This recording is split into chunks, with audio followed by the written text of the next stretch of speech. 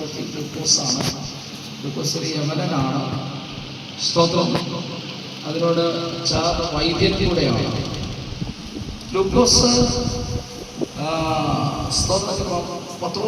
പൗലോസിന്റെ മിഷണറി യാത്രയുള്ള ബന്ധത്തിൽ ഒരു യാത്രയെ കുറിച്ചാണ് ഇവിടെ എഴുതുന്നത്.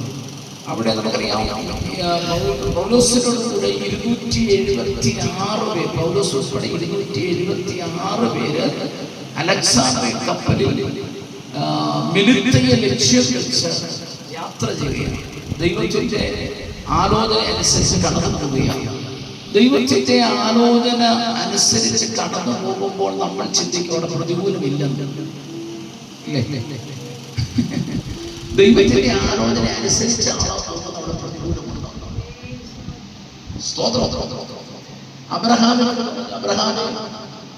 നീ ഞാൻ കാണിക്കാനിരിക്കുന്ന ദേശത്തേക്ക് പോകാൻ പറഞ്ഞു. അതിന് ചില പറഞ്ഞു, നീ നിന്റെ ദേശത്തെ വിടണം, നിന്റെ ചാച്ചക്കാരെ വിടണം, നിന്റെ പിതൃഭവനത്തെ വിടണം, എന്നിട്ട് ഞാൻ കാണിക്കാനിരിക്കുന്ന ദേശത്തേക്ക് പോകണമെന്ന് പറഞ്ഞു. അബ്രഹാം എല്ലാവരെയും വിട്ട് അവിടെ നിന്ന് പുറപ്പെട്ടു. നമുക്കറിയാവുന്ന വിഷയം, ഹാരാനിൽ വെച്ച് തന്റെ പിതാവായ തേരഹ് മരിച്ചു. അവിടെ അടക്കം ചെയ്തു. അവിടുന്ന് തന്റെ സഹോദരന്റെ മകനുമായ ലോത്തുമായി തിരിച്ചു. സാറ അതിന്റെ കൂടെ അവിടെ സമ്പാദിച്ച സ്വത്ത് ബാല്യക്കാരുമായി സഞ്ചരിച്ച് സ്തോത്രത്തിൽ കനാനിൽ ചെന്നപ്പോൾ അവിടെ വലിയ ക്ഷാമമാണ്, പ്രതികൂലമാണ്. അപ്പൊ ദൈവം അയക്കുന്നിടത്തൊക്കെ പ്രതികൂലമുണ്ട്. അതുകൊണ്ട് സുഗമമായ ഒരു യാത്ര കഴിയും. പക്ഷെ ആ പ്രതികൂലത്തിന്റെ നടുവിൽ നമ്മളെ താങ്ങുവാൻ കൈപിടിച്ച് നടത്തുന്ന ഒരു ദൈവം നമ്മുടെ കൂടെയുണ്ട്. സ്തോത്രം. നന്ദിയോടെ ദൈവത്തെ സ്തുതിക്കുന്നു. അവിടെ പ്രതികൂലം വന്നപ്പോൾ നമുക്കറിയാം, അബ്രഹാം മിസ്രയീമിൽ ധാന്യമുണ്ടെന്ന് കേട്ടിട്ട് അങ്ങോട്ട് ആലോചന കേട്ടിട്ടില്ല, ദൈവത്തിന്റെ ആലോചന കേട്ടിട്ടില്ല, ധാന്യം അവിടെ ഉണ്ടെന്ന് കേട്ടിട്ട് അങ്ങോട്ട് അവിടെ ചെന്നപ്പോൾ വലിയ പ്രശ്നമായി. നമുക്കറിയാം, ബാക്കി കാര്യങ്ങളൊക്കെ നമുക്കറിയാം. അബ്രഹാമിന്റെ ജീവിതത്തിൽ കുടുംബത്തിനകത്ത് പ്രശ്നമുണ്ടായി. നന്ദിയോടെ ദൈവത്തെ സ്തുതിക്കുന്നു. അപ്പൊ ദൈവം അയക്കുന്ന വഴിയിൽ പ്രതികൂലമുണ്ട്. ആ പ്രതികൂലത്തിന്റെ തളർന്നു പോകത്തില്ല, വീട് പോകത്തില്ല. ആ പ്രതിസന്ധിയിൽ കർത്താവ് കരം പിടിച്ച് എഴുന്നേൽപ്പിക്കുവാനിടയായിത്തീരും. പൗലോസും കൂടെയുള്ള 275 പേരുമായി മെലിത്തയെ ലക്ഷ്യമാക്കി. മെലിത്ത എന്ന് പറയുന്നത് നമുക്കറിയാം, ഏകദേശം 17 മൈൽ നീളവും 9 മൈൽ വീതിയുമുള്ള ഒരു ദ്വീപാണ് മെലിത്ത എന്ന് പറയുന്നത്. പൗലോസിന്റെ കാലത്തായി മെലിത്ത റോമിന്റെ ഭരണപ്രദേശമായിട്ട് നിലകൊള്ളുകയാണ്. അവിടേക്കാണ് പോകുന്നത്. മെലിത്ത എന്ന് പറയുന്ന സ്ഥലത്തേക്ക് കടന്നു പോകുമ്പോൾ അവിടെയൊക്കെ ലക്ഷ്യസ്ഥാനത്തേക്ക് എത്തുന്നതിന് മുമ്പ് തന്നെ ശക്തമായ ചുഴലിക്കാറ്റടിക്കുവാനിടയായി തീർന്നു.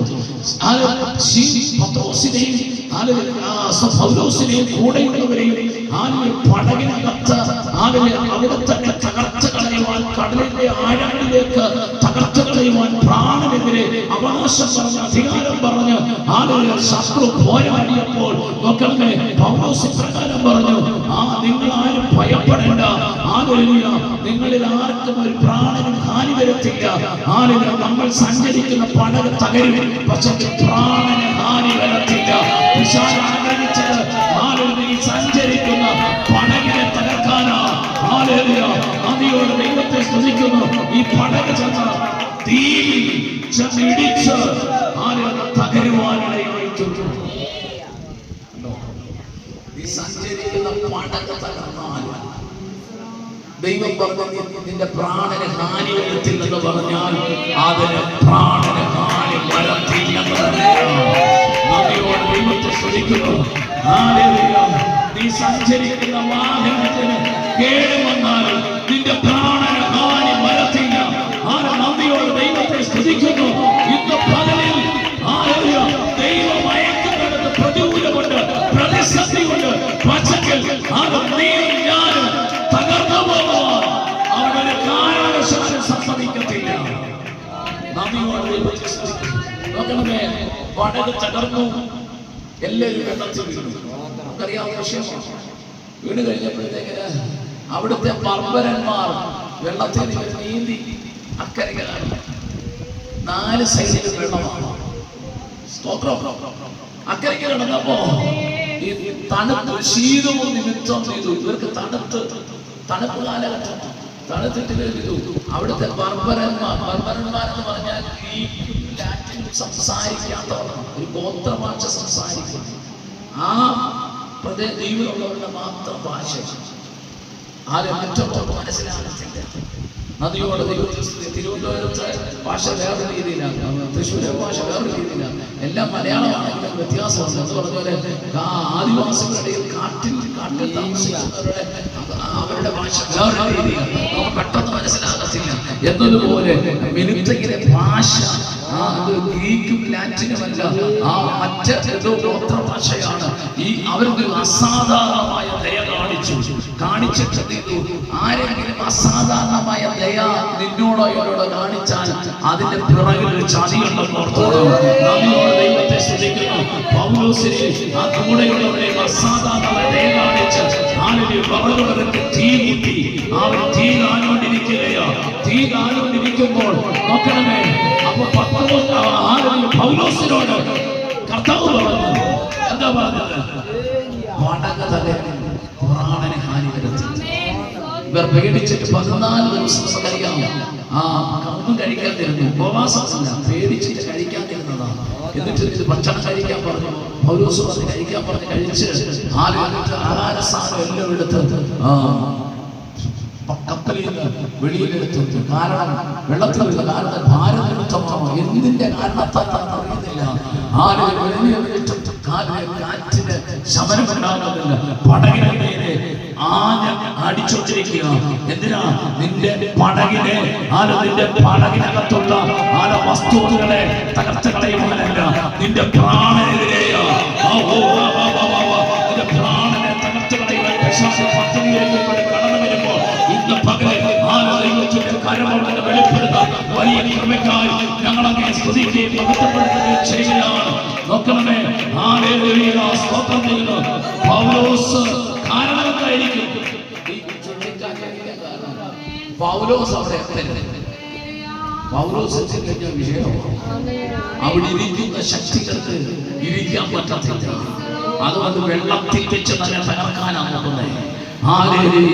നദിയോട് ദൈവത്തെ സ്തുതിക്കുന്നു. നോക്കണമേ, യേശു ജനദേശത്തേക്ക് പടകിൽ കയറി കടന്നു പോകുമ്പോൾ യേശു അവരത്ത് തലയിൽ വെച്ച് കടമുറങ്ങുമ്പോൾ ശക്തമായ ചുഴലിക്കാറ്റ് പടകിന് വേണ്ടി ആഞ്ഞടിച്ചു. ആ കാരണമെന്താ?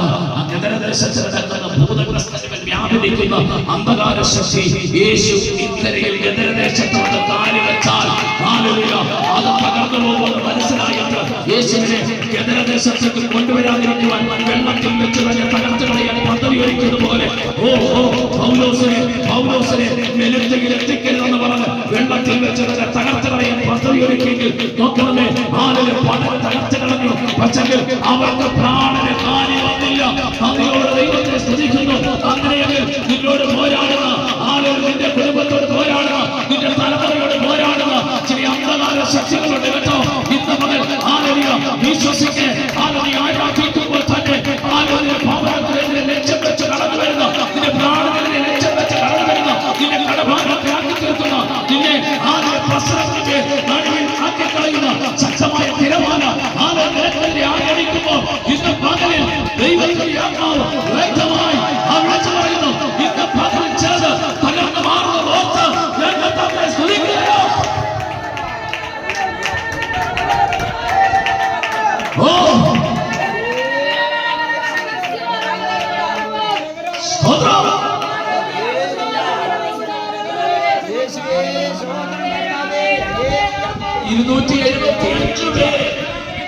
ഓടിച്ചെന്ന് തീരാനും പൗലോസ് അങ്ങനെ ചെന്നില്ല. പൗലോസ് ഞാൻ ഇങ്ങനെ വിശ്വസിക്കുന്നത് പൗലോസ് ചെല്ലുന്നതിന് പൗലോസിനെ പേടിച്ചായിരിക്കും ആണലി എന്ത് ചെയ്തു? വിറകിനടിക്കുന്നത് ഒളിച്ചവൻ ആ വിറക് തന്നെ പൗലോസ്. നമുക്ക് ആനയുടെ വലിപ്പം ആനയ്ക്ക് അറിയത്തില്ലെന്ന് പറഞ്ഞ പോലെ നമ്മുടെ മേൽ പകർന്നിരിക്കുന്ന ഒരു അഭിഷേകമുണ്ട്. നീ കടന്നു ചെല്ലുമ്പോ നിന്നെ നിന്നെ കണ്ടിട്ട് ചിലത് ഓടിക്കാൻ പോകുകയോ നിന്റെ അഭിഷേകം നിമിത്തം നിന്നെ കണ്ടിട്ട് ചിലത് ഓടിക്കാൻ പോകുകയോ. കഴിഞ്ഞ ദിവസം വരെ നിന്റെ ഭവനത്തിൽ ആധിപത്യം നടത്തിയത് ചിലർ ഭവനം വിട്ടു പോകുകയോ.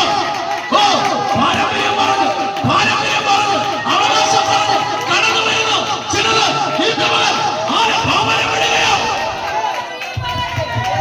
വിശ്വസിക്കാം.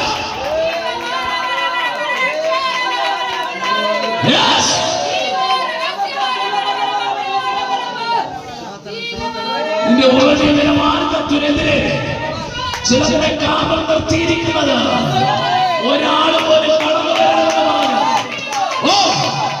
ഒരാൾ പോലും കടന്നു വരണമെന്ന് പറഞ്ഞു. ചില കാലക്കാരെ നിർത്തിയിരിക്കുമ്പോ ഇന്ന് പകലിൽ അവിടെ വിട്ട് ചിലത് ഇറങ്ങിപ്പോയോ.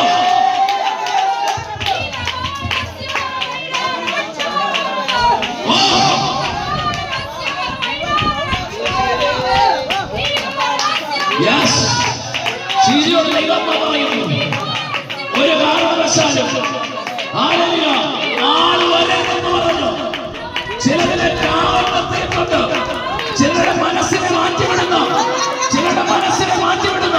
ചില പോരാട്ടങ്ങൾ ഇന്ന് മകൻ അഴിഞ്ഞു മാറട്ടെ.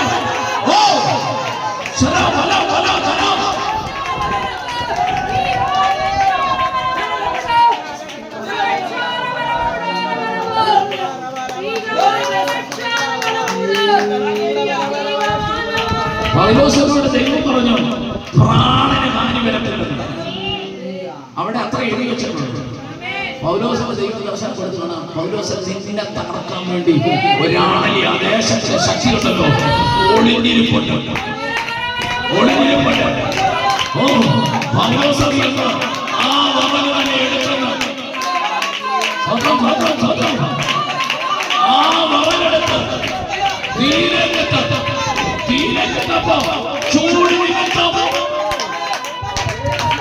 ചൂട് നിമിത്തം ഇന്നലെ ചൂട് നിമിത്തം നിന്റെ മേൽ പകർന്നിരിക്കുന്ന അഭിഷേകം നിമിത്തം ദൈവത്തിന്റെ അഭിഷേകം നിമിത്തം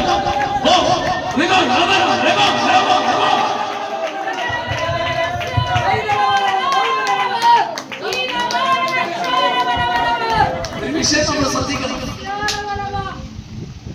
അവിടുത്തെ ഭർത്താക്കന്മാർ കത്തിച്ച തീയ ആ തീ അവിടുത്തെ മെലിത്തേടെ ശക്തിക്ക് ഏകത്തില്ല.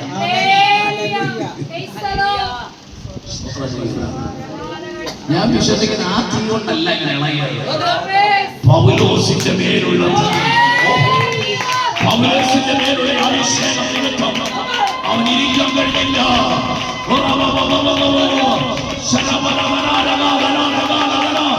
തീ പോലെ തീകാലം പോലെ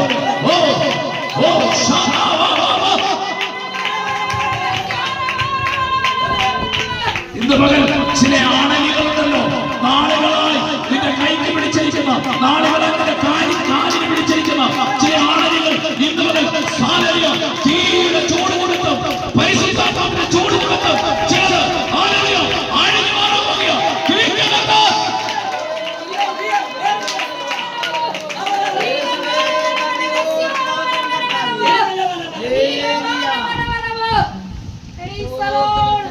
വെളുപ്പിനെ ശേഷം പൗലോസിനെ പേടിച്ചായിരിക്കും കയറി ഒളിച്ചിരിക്കും.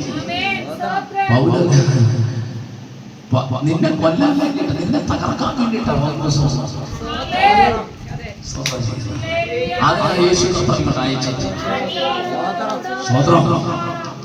ആ വറകെടുത്ത് തീക്കത്തി കിട്ടപ്പോ ചൂട് നിമിത്തം ചൂട് അവിടെ കത്തിച്ചത് ചൂട് നിമിത്തം എന്നൊക്കെ നമ്മൾ വിശ്വസിക്കുന്നു. പക്ഷെ ഞാനത് വിശ്വസിക്കുന്നില്ല. പിശാചിനെ ഓടിക്കാൻ വേണ്ടി നമ്മൾ തീ കൂട്ടിയാൽ പിശാചി ഉയരത്തിന്റെ തീ കത്തും. പൗലോസിനെ കടിച്ചു കടിച്ചു. അപ്പൊ തന്നെ ഈ ആളെ പൗലോസിന്റെ മേലെ അഭിഷേകം ഇതിന് ശക്തി ശേഷിച്ചു. ഇസ്രായേൽ ആമിയുടെ ഏകത്തില കേട്ടോ യാക്കോബിന്റെ ലക്ഷണത്തിന്റെ മറ്റത്തില്ല. ഇന്നുമുതൽ ചില ആവികാര ശക്തികൾ മന്ത്രവാദ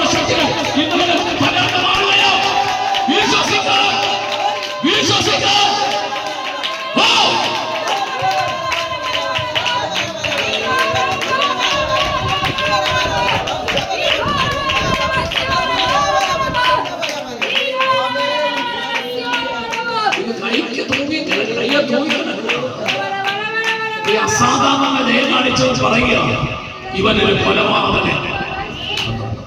വിഷയം മാറ്റി, ഇവനൊരു കൊലപാതകൻ. വെള്ളത്തിൽ നിന്ന് രക്ഷപ്പെട്ടിട്ട് ദേവി ജീവിച്ചിരിക്കാൻ സമ്മതിക്കുന്നില്ല. അവൻ ഇപ്പൊ ചാകും, ഇപ്പൊ വീർക്കും എന്ന് പറഞ്ഞ് കാത്തിരിക്കുക.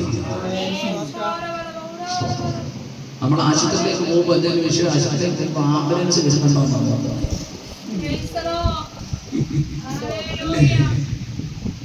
നമ്മൾ ചാകാനില്ലെന്നാണ് മരിക്കുന്നത്. ഇപ്പൊ ചാകും, ഇപ്പൊ വീർക്കും. സ്തോത്രം. അഭിഷേകം നിന്റെ മേലുണ്ടോ? പിശാച് നീ പറയുമ്പോ ചാകാനിരിക്കല്ല കേട്ടോ. മരണത്തിന്റെ പാതാളത്തിന്റെ താക്കോൽ യേശുവിന്റെ കയ്യിലോ, യേശുവിന്റെ കയ്യിലോ.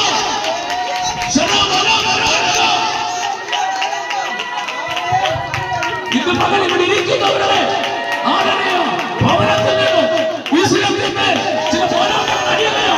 ചില മാനവീയ ശക്തികൾ അവകാശം പറഞ്ഞു, അധികാരം പറഞ്ഞു, ചില രാജകാര ശക്തികൾ നാളെയെതിരെ കെട്ടിയോ, ചില കെട്ടുകൾ പദ്ധതികൾ ഇതുപോലെ അഴിഞ്ഞു മാറണം.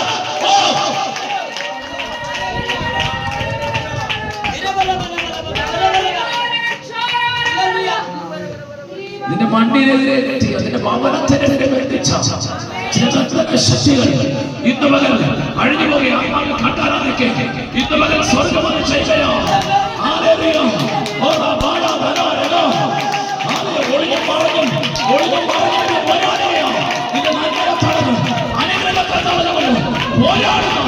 ചില ആനകളുടെ ശക്തികൾ